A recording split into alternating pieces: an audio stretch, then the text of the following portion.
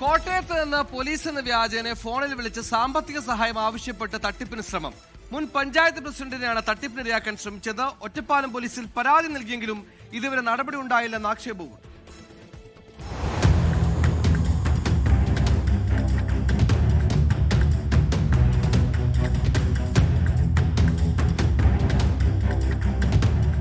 ഒറ്റപ്പാലം ലക്കിടി പേരൂർ പഞ്ചായത്ത് മുൻ പ്രസിഡന്റും DCC general സെക്രട്ടറിയുമായ K. ശ്രീവത്സനെയാണ് തട്ടിപ്പിന് ഇരയാക്കാൻ ശ്രമിച്ചത്.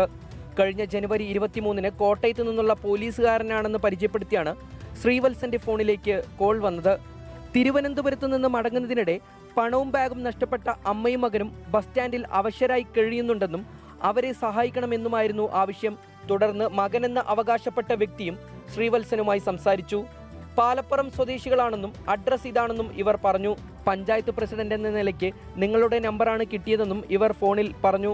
തുടർന്ന് ശ്രീവത്സൻ പാലപ്പുറത്തെ റെസിഡൻസ് അസോസിയേഷനുമായി ബന്ധപ്പെട്ട് നടത്തിയ അന്വേഷണത്തിലാണ് നൽകിയ വിലാസം വ്യാജമാണെന്ന് കണ്ടെത്തിയത്. അങ്ങനെ ആരും അവിടെ താമസിക്കുന്നില്ല എന്നും ബോധ്യമായി. തുടർന്ന് ആ നമ്പറിൽ തന്നെ തിരിച്ചു വിളിച്ചപ്പോൾ ജോലി സമയം കഴിഞ്ഞെന്നും മകന് നിങ്ങളുടെ നമ്പർ കൊടുത്തിട്ടുണ്ടെന്നും അവർ വിളിക്കുമെന്നും അറിയിച്ചു. ശ്രീവത്സൻ അന്ന് തന്നെ ഒറ്റപ്പാലം പോലീസിൽ ഇമെയിൽ വഴി പരാതി നൽകി.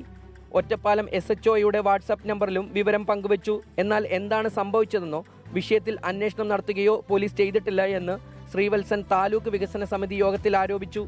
നമ്പർ സൈബർ സെല്ലിലേക്ക് കൈമാറി എന്നു മാത്രമാണ് പോലീസ് ഉദ്യോഗസ്ഥർ നൽകിയ വിശദീകരണം. സാമ്പത്തിക നഷ്ടം സംഭവിച്ചിട്ടില്ലെങ്കിലും പോലീസിന്റെ പേര് ദുരുപയോഗം ചെയ്ത് നടത്തുന്ന ഇത്തരം തട്ടിപ്പുകൾക്കെതിരെ അന്വേഷണം വേണമെന്നാണ് ആവശ്യം. 24 പാലക്കാട്. ലോകത്തെവിടെയായാലും ഏത് സമയത്തും 24 വാർത്തകളും ഓഗ്മെന്റഡ് റിയാലിറ്റി പാക്കേജുകളും എക്സ്പ്ലെയിനറുകളും വിശദമായി കാണാൻ ഞങ്ങളുടെ YouTube ചാനൽ നിങ്ങൾക്ക് സബ്സ്ക്രൈബ് ചെയ്യാം.